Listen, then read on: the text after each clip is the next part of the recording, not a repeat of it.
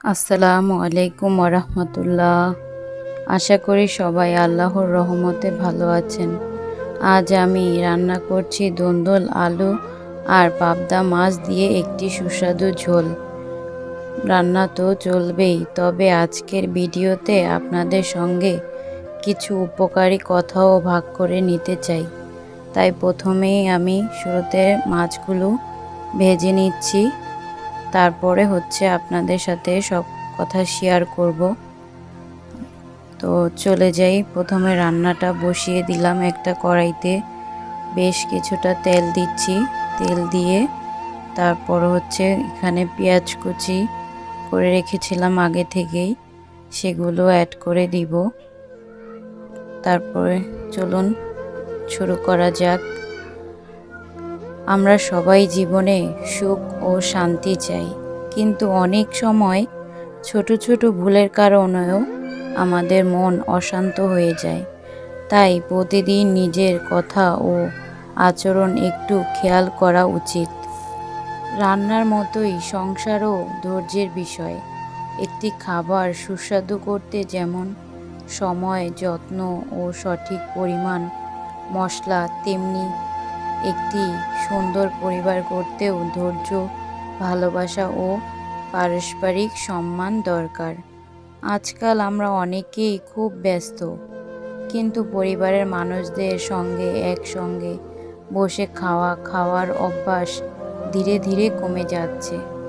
অথচ এই ছোট্ট সময়টুকু পরিবারকে আরও কাছাকাছি নিয়ে আসে। এ পর্যায়ে আমি এর সাথে অ্যাড করে দিলাম 1 টেবিল চামচ মরিচের গুঁড়া।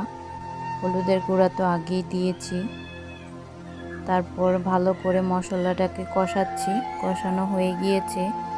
দেখুন, যখন মশলার গায়ের উপরে তেলগুলো ছেড়ে দিবে, তখন আমি এই পর্যায়ে সবজিগুলো অ্যাড করে দিব। যে দুন্দুল আর আলুগুলো আগে থেকেই কেটে রেখেছিলাম, ধুয়ে নিয়েছিলাম, সেগুলো তো আপনাদের দেখানো সম্ভব হয়নি, কারণ ভিডিওটা অনেক লং হয়ে যাবে, এজন্য তাই আর কি ছোটোখাটো করে দিয়েছি। এ পর্যায়ে আমি সব মশলাগুলো সবজির সাথে মিশিয়ে নিব। তারপর একটা ঢাকনা দিয়ে মিডিয়াম আঁচে কতক্ষণ কষিয়ে নিতে হবে।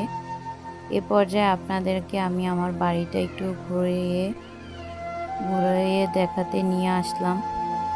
দেখুন, নিজের হাতে একটা পুঁইশাক চারা লাগিয়েছি, কি সুন্দর পাতা গজিয়েছে এবং অনেক লং হয়েছে। দেখুন, আমি অনেকগুলো লাগিয়েছি, 3-4টা লাগিয়েছি, 3-4টাই হয়েছে। তারপর অনেক কিছু আছে, পেঁপের চারা আছে, অনেক কিছু আছে আর কি। তারপরে এই পর্যায়ে দেখুন, ঢাকনাটা উঠিয়ে নিলাম। দেখুন, ধুন্দুল থেকে কত পানি ছেড়েছে, আমি কিন্তু একটুও পানি দিইনি। তারপর এমনিতেই ধুন্দুল অনেক পানি খায়, ধোয়ার সময় অনেক পানি খেয়ে নিয়েছে, এজন্য এগুলো পরবর্তীতে রান্নার পরে দেখুন ছেড়ে দিয়েছে। এভাবে কষিয়ে নিতে হবে। তারপর চলুন আবার একটু জিরা ফাঁকি দিয়ে নিলাম, কারণ আমার হাতে ধনিয়া পাতা ছিল না। তো অনেক সময় দেখা যায় কি যে হাতের কাছে ধনিয়া পাতা থাকে না, তখন একটু জিরা ফাঁকি দিয়ে দিলে রান্নাটা খুবই টেস্টি হয় এবং ঘ্রাণটাও খুব ভালো আসে। আপনারা রান্নায় দিয়ে নেবেন, দেখবেন খুব ভালো হবে। এ পর্যায়ে আমি দেখুন, আমার রান্নাটা খুবই কষানো হয়ে গিয়েছে। এ পর্যায়ে আমি এখানে ঝোল অ্যাড করে দিব। তো চলুন, এরপর কথাগুলো আমি শেয়ার করে নিই আপনাদের সাথে। আরেকটি বিষয় হলো খাবারের অপচয় না করা। আমাদের অনেকের ঘরে খাবার সহজেই পাওয়া যায়, কিন্তু পৃথিবীতে এমন অসংখ্য মানুষ আছে যারা একবেলা খাবারের জন্যও কষ্ট করেন। তাই যতটুকু প্রয়োজন ততটুকু নেওয়া এবং আল্লাহর দেওয়া নিয়ামত শুকর আদায় করা আমাদের দায়িত্ব। এ পর্যায়ে আমি আরেকটি কথা বলতে চাই, সব সময় চেষ্টা করুন সুন্দরভাবে কথা বলতে। একটি মিষ্টি কথা যেমন মানুষের মন জয় করতে পারে, তেমনি একটি কটু কথা অনেক কষ্টের কারণ হতে পারে। তাই কথা বলার আগে একটু ভেবে চিন্তে কথা বলতে হবে। যদি কেউ আপনার সঙ্গে খারাপ ব্যবহার করে, তাহলে রাগের পরিবর্তে ধৈর্য ধরার চেষ্টা করুন।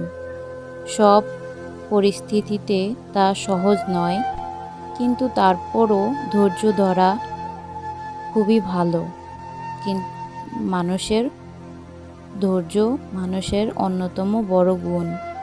জীবনে ভালো কাজ ছোট হোক বা বড়, নিয়মিত করবার চেষ্টা করুন। প্রতিদিন একটি ভালো কাজও মানুষের জীবনকে ধীরে ধীরে বদলে দিতে পারে। একদিকে দেখুন আমার বাড়িটা, আপনাদেরকে পুরো দেখাই দিচ্ছি। এই বড় গাছটা হচ্ছে আমড়া গাছ।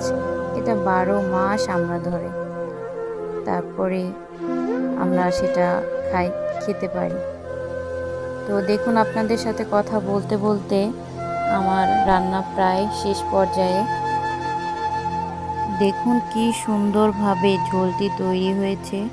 গরম ভাতের সঙ্গে এই রান্নাটি খেতে সত্যিই অসাধারণ লেগেছিল। আপনারাও বাসায় একদিন চেষ্টা করে দেখতে পারেন। ভিডিওটি যদি আপনাদের ভালো লেগে থাকে তাহলে একটি লাইক দিন, মন্তব্য করে আপনার মতামত জানাতে ভুলবেন না। আর এমন আরও রান্না ও উপকারী কথার ভিডিও দেখতে আমাদের চ্যানেলটি সাবস্ক্রাইব করে পাশে থাকুন। সবাই ভালো থাকুন, সুস্থ থাকুন। আল্লাহ আমাদের সবাইকে ভালো কাজ করার তৌফিক দান করুন। আসসালামু আলাইকুম ওয়া রাহমাতুল্লাহ। সবাই